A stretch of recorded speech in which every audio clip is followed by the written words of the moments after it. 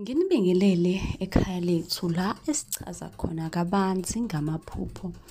Abaningi balokhu bebuze njalo kuma-comment ukuthi amaphupho athize asho ukuthini. Ngizolokhu ngithatha nga-1 ama-comment ngenze ividiyo ngiphoste ku-YouTube. Uma ukuthi-ke nawe le video ilayela ku-TikTok, phuthuma-ke ku-YouTube isiphendulekile-ke ividiyo yakho. Uma umusha kule channel ngicela ushaye subscribe, uma uyibuka ku-TikTok shaya follow, uthatha inamba kwi-bio, sibhayile-ke ku-WhatsApp wethu la esichaza khona amaphupho njalo ekuseni. Khona buzile-ke wathi ukuphupha ngotshwala. Noma ngabe ubuphi utshwala ngabe-ke kuchaza ukuthini?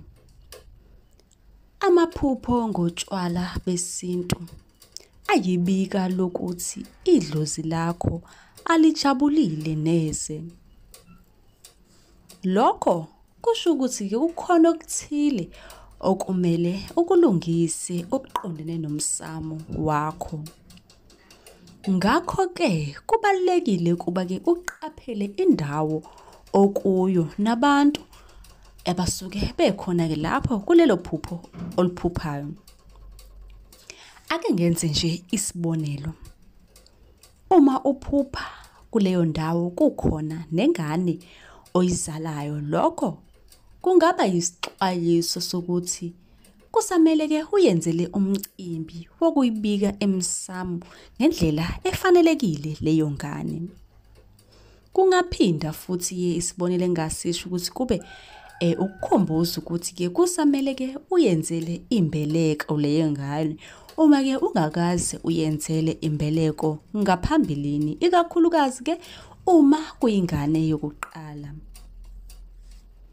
Uma uphupha uphisa utshwala kusho ukuthi maduzane uzovakashelwa ngumuntu osuka kude.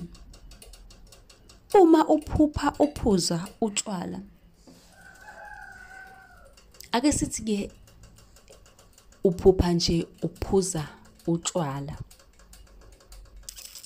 noma usendaweni yokuphuza, lokho kubika ukuthi-ke khona kuzokwenzeka okuthile okuzokumangaza noma-ke ukuhlangene nesitha sakho maduzane. Incazelo-ke yaleli phupho lokuphisa utshwala liyaya-ke futhi ngokuthi ungubani wena ophisa lobo tshwala ephusheni. Uma uphupha ukuthi uphisa utshwala ube uyindoda, lokho kungase-ke kusho ukuthi-ke maduzane nje uzovakashelwa ngumuntu okade wagcina ukumbona. Kanti-ke uma ungowesifazane kungasho-ke ukuthi uyivila futhi-ke kufanele uzame empilweni ngaphezu kwalokhu okwenzayo njengamanje.